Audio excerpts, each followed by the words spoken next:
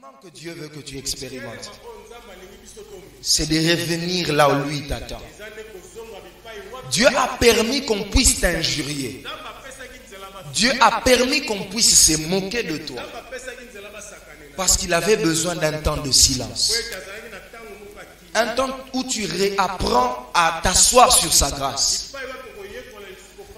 Un temps où tu réapprends à être là où il est. Un temps où tu réapprends que l'Éternel est ta force. Il arrive de temps tellement tu pries. Tu sens tellement l'onction. Et tu expérimentes des choses que tu ne sais plus trop compter sur Dieu. Il arrive de temps où tu travailles tellement facilement que tu as tellement de retours et de ressources que tu ne comprends plus que pour arriver à vivre les miracles des finances, il faut que tu arrives à donner à Dieu. Et on abandonne des fois Dieu. Avant que Dieu puisse nous relever de ce qui nous entoure, il est important que l'on se relève devant Dieu. Parce que si Dieu te relève et que les hommes te ramènent par terre, Dieu te relèvera toujours.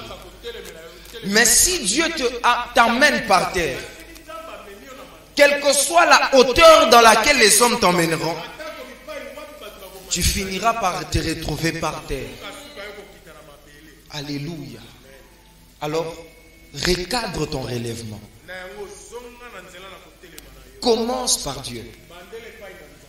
Commençons par Dieu. Commençons par nous relever dans Dieu. Pourquoi Dieu veut qu'on puisse nous relever d'abord en lui? Parce que Dieu sait que la force de David n'est jamais venue d'un javelot,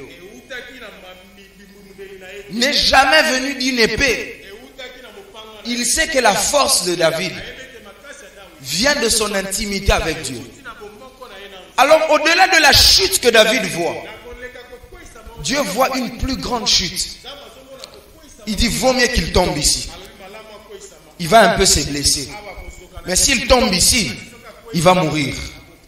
C'est pour cela que Dieu permet des fois qu'on tombe ici. Il sait que tu auras une foulure. Tu vas te relever.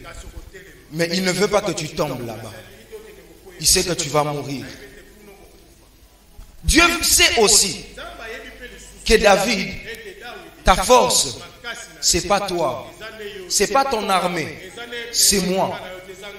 Alors il permet que même ses plus intimes, ses plus proches, arrivent à les trahir. Achitophel, conseiller permanent, conseiller permanent, conseiller intime. Mais Dieu prend d'abord Achitophel. Il dit trahis David. Pour que David se rende compte, c'est pas eux, c'est moi. C'est pas ce que tu vois, c'est moi. Alors, ce soir, lis les langages de Dieu. Lorsque tu te relèveras dans le Seigneur, le processus du relèvement de tes affaires commencera. Lorsque tu te relèveras dans ta vie de consécration,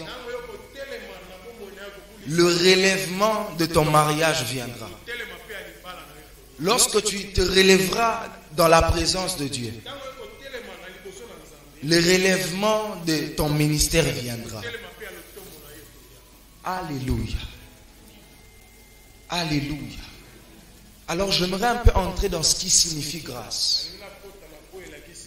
Pour obtenir la grâce de Dieu, il ne faut rien. La grâce, c'est un don immérité. C'est une faveur qu'on ne mérite pas. C'est ça la grâce. Alors j'aimerais dire à quelqu'un, quel que soit d'où tu es tombé, la grâce de Dieu est encore disponible. Ceux qui sont en train de t'accuser, ils ont raison. Mais la grâce de Dieu ne te condamne pas. Ceux qui sont en train de dire que tu as mal fait, ils ont raison. Mais la grâce de Dieu, elle est là pour te relever. Ceux qui sont en train de te repousser, ils ont raison. Mais la grâce de Dieu, elle ne te condamne pas. Deuxièmement, la grâce de Dieu, c'est un don provenant de la grâce de Dieu lui-même. Au fait de la faveur de Dieu. D'une bonté venant de Dieu. La grâce, c'est don immérité. C'est ce pouvoir de Dieu qu'il vient déposer en nous. Au fait, la grâce de Dieu, c'est le lieu de notre relèvement. Parce qu'au-delà d'être un don immérité, une faveur imméritée, elle contient un pouvoir qui me relèvera. Lorsque je viens devant Dieu, je reconnais ce que je fais de mal. Et lorsque je reconnais, j'entre dans la grâce. Je reconnais que je ne mérite pas ce qu'il veut faire. Je reconnais qu'en réalité, ma place, elle est réellement par terre.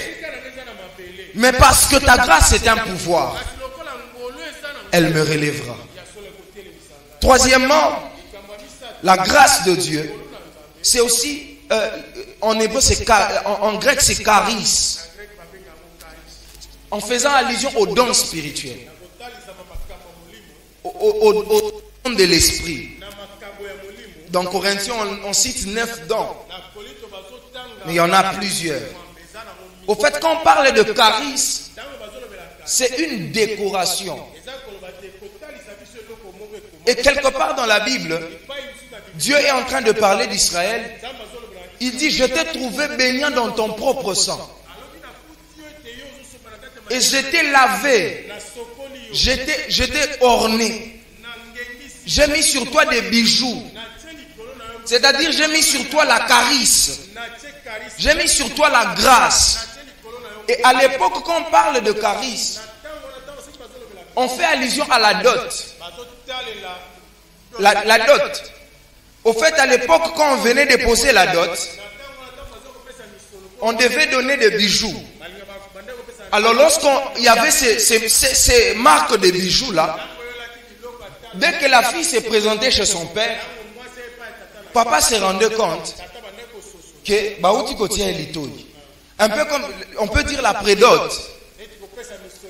La prédote, on donnait un bijou, elle se présente chez son père, papa se rend compte qu'un homme a besoin de ma femme et de ma fille, et puis après on vient donner la dot. Et cette dot-là était encore une décoration pour faire voir que moi si Oyoya Batu. C'est comme ça que quand le Saint-Esprit vient, il vient déposer les dons de l'Esprit. Il vient déposer la dot de Jésus pour venir redécorer nos vies. La grâce de Dieu est un relèvement. Pourquoi? Parce que c'est cette décoration que Dieu met dans nos vies. Quand nous nous appuyons sur la grâce de Dieu, Dieu ramène une décoration dans nos vies. Il ramène une décoration dans nos vies. Quand je réclame la grâce de Dieu, il y a un nouvel éclat perdu d'Adam qui revient dans ma vie.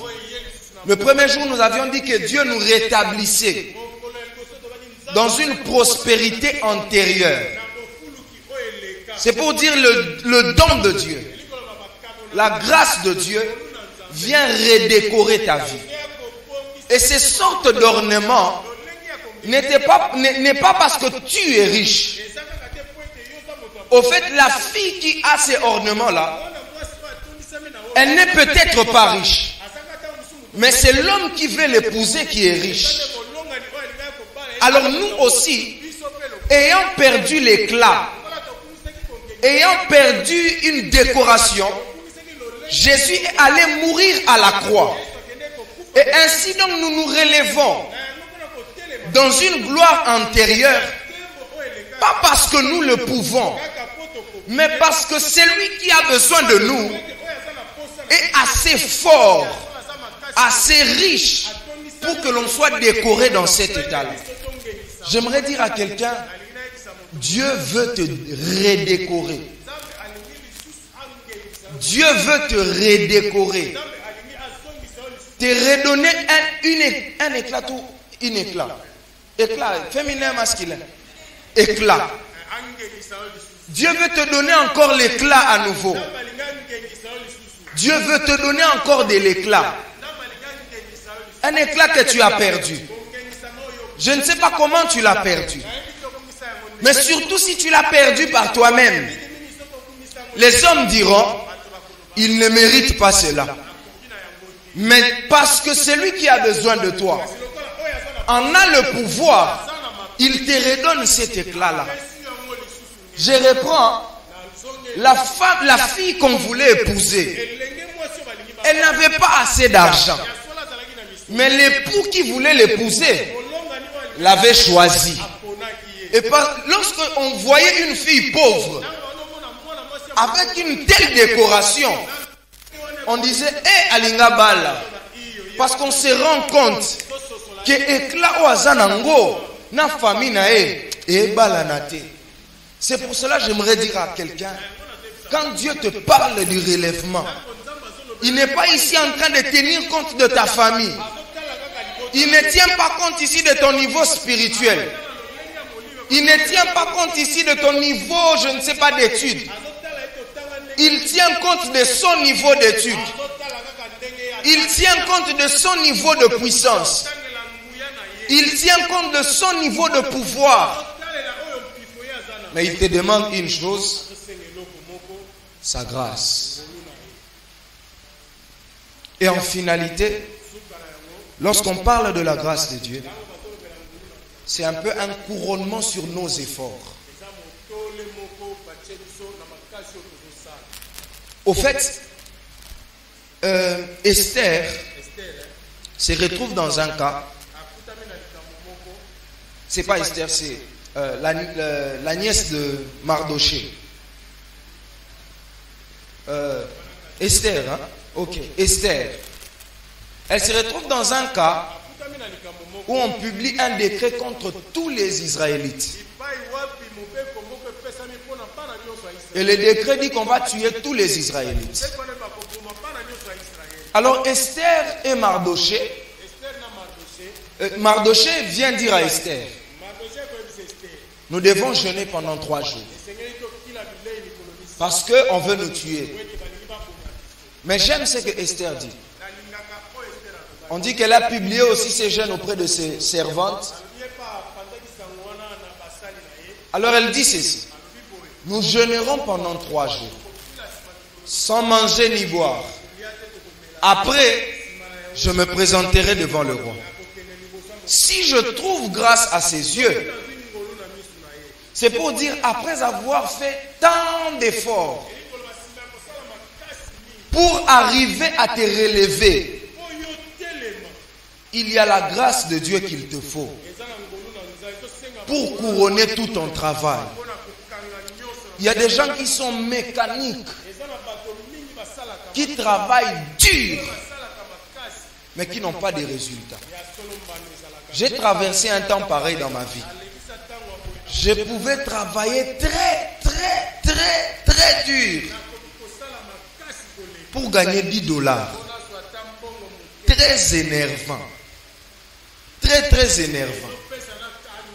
Tu travailles dur. Tu te débrouilles. Tu marches sous le soleil. Tu rentres à la maison.